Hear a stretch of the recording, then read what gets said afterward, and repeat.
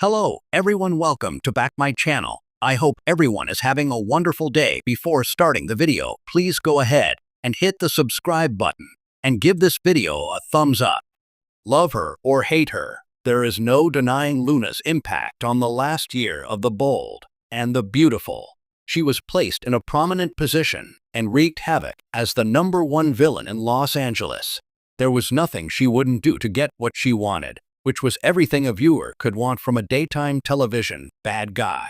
Despite the final days of Luna's reign of terror jumping the shark and entering into utter ridiculousness, her exit leaves a void in the villain's space on the show, and someone will have to step into the role to keep up the soapy drama that everyone tunes in for.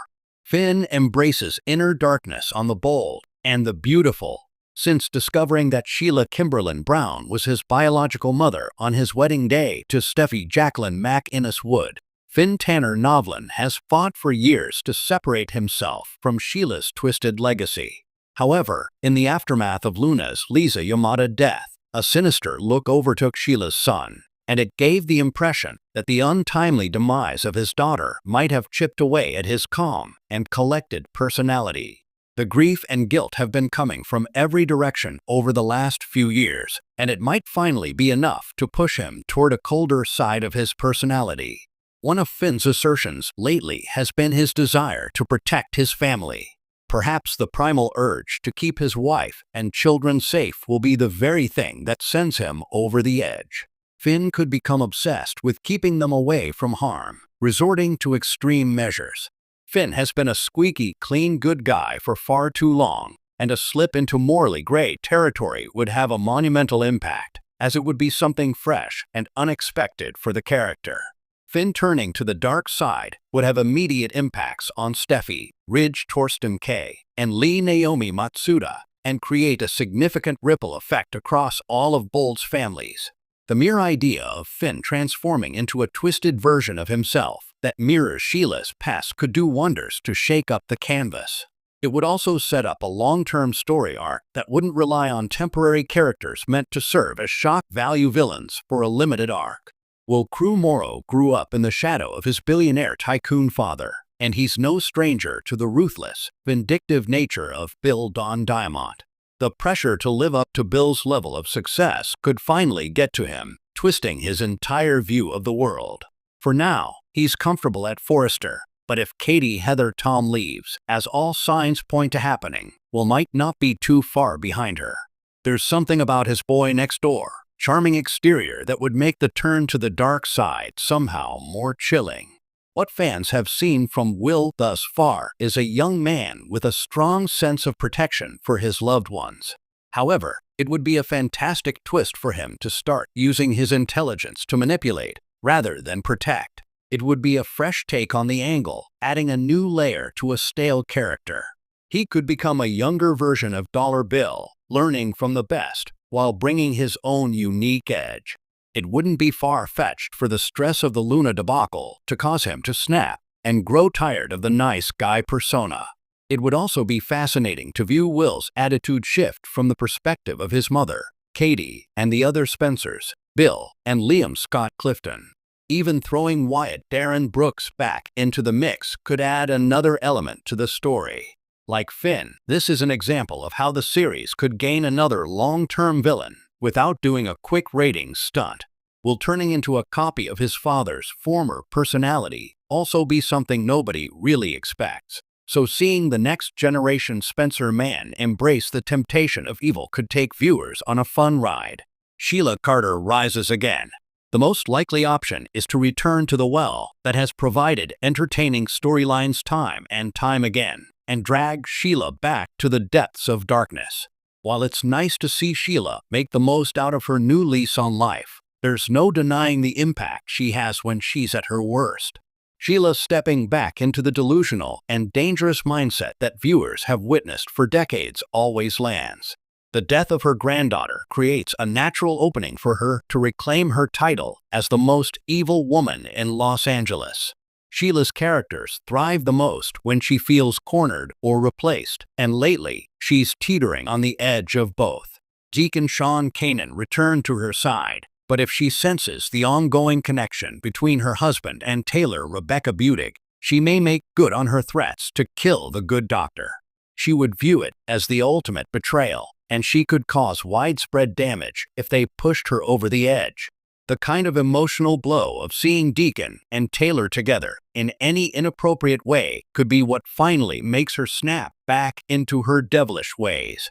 Sheila also remains isolated from her son and grandson, and her desperation to be part of their lives could once again lead her into a series of unfortunate choices. Returning to villainy also would cause a great deal of tension across every major family in Los Angeles, with everyone waiting for her next move. When Sheila embraces her dark side, she brings viewers a sense of excitement because anything could happen next. If the series is looking for a prominent threat to take the mantle from Luna, Sheila reclaiming that spot is the easiest and most logical path. With Luna's dark reign finally collapsing, a dangerous question hangs over Los Angeles. Who will rise next?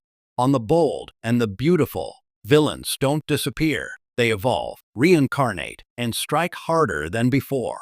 And with Luna Nozawa now exposed and defeated, the power vacuum she leaves behind is more terrifying than her crimes ever were. History tells us one thing with certainty: when one monster falls, another is already waiting in the shadows. So who is poised to become the show's next true supervillain? The answer may already be hiding in plain sight. The Fall of Luna, a villain who changed the game. Luna's story wasn't just another bad girl arc. She shocked fans with her emotional deception, deadly secrets, and calculated manipulation of some of the show's most powerful families. What made her so dangerous wasn't just what she did, it was how quietly she did it. She built trust before destroying lives. Her downfall leaves behind devastated relationships, legal chaos, and lingering trauma across the canvas. And that kind of wreckage doesn't simply vanish. Someone will exploit it. The question is, who is desperate enough to take advantage of the ruins Luna left behind? One Sheila Carter. Evil never dies. Even when she's not on screen, one name always whispers through the shadows of Los Angeles: Sheila Carter.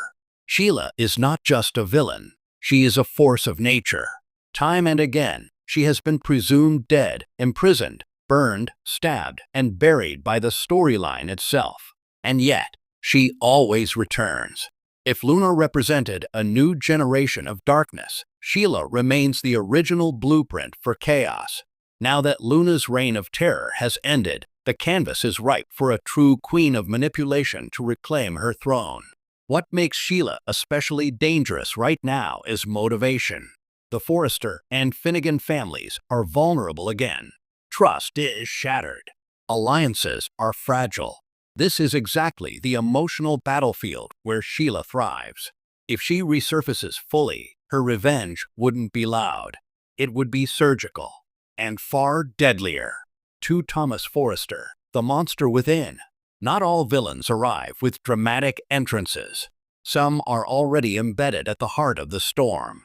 Thomas Forrester is the most terrifying candidate precisely because he doesn't look like a villain, at least not anymore. Thomas has spent years trying to redeem himself after a history riddled with obsession, manipulation, and moral collapse. He's fought for stability, apologized for his past, rebuilt his relationships. But redemption on this show is never permanent. Luna's fall may become the emotional trigger that pushes Thomas over the edge once more. Why? Because Luna exposed how easily innocence can disguise evil. And Thomas knows better than anyone how dangerous buried ambition can be.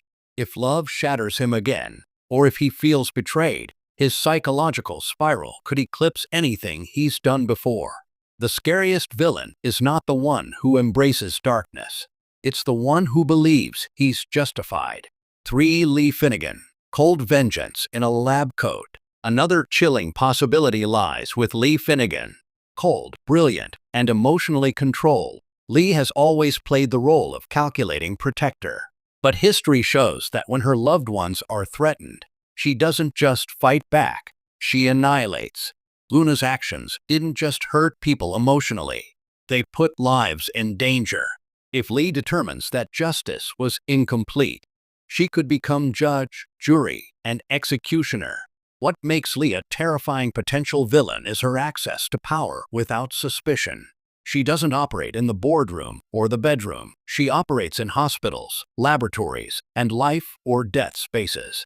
She doesn't scream threats. She simply acts. And when she does, people disappear quietly. For Steffy Forrester, when trauma turns ruthless, fans see Steffy Forrester as a fighter, a survivor, a heroine. But every great villain believes they are the hero of their own story. Steffy has endured more trauma than almost any other character: kidnappings, shootings, betrayals, and now the emotional fallout of Luna's terror. How many times can someone be pushed before they stop fighting fairly? Imagine a version of Steffy who no longer believes in forgiveness. A Steffy who uses Forrester power not for fashion, but for control. A Steffy who decides preemptive destruction is the only way to protect her family. That kind of moral shift wouldn't be obvious at first. It would be justified. And that's exactly how villains are born. 5. A new arrival. The villain we never saw coming. There is also the possibility no fan theory can fully predict: a brand new character tied secretly to Luna's past. Soap history teaches us one lesson repeatedly: every villain leaves behind unfinished business. A sibling, a former lover, a parent, a silent victim who has been waiting for years. If a new character arrives seeking revenge for Luna's downfall, they won't announce their intentions. They will embed themselves inside the very families Luna once manipulated. They will gain trust, and then they will strike in ways far more devastating than Luna ever did. This kind of villain is often the most dangerous because they begin their story as a victim. The most likely choice: darkness disguised as justice. While many characters have villainous potential, the most powerful arc following Luna's exit won't be a simple return of a classic bad guy. The show thrives when it blurs the line between hero and villain. That points towards someone who believes they are doing the right thing, even as they destroy lives. Whether that turns out to be Steffy's ruthless transformation, Thomas's psychological relapse, Lee's clinical revenge, or the shocking resurrection of Sheila Carter, one truth remains: the next villain is already among us, watching, waiting, and gathering power in the silence Luna left behind. The calm before the next storm. On the bold and the beautiful, peace is always temporary. Luna's fall doesn't mark the end of darkness. It simply signals a changing of the guard. The Forrester, Logan, and Finnegan families may celebrate now, but the next enemy won't come wearing a villain's mask.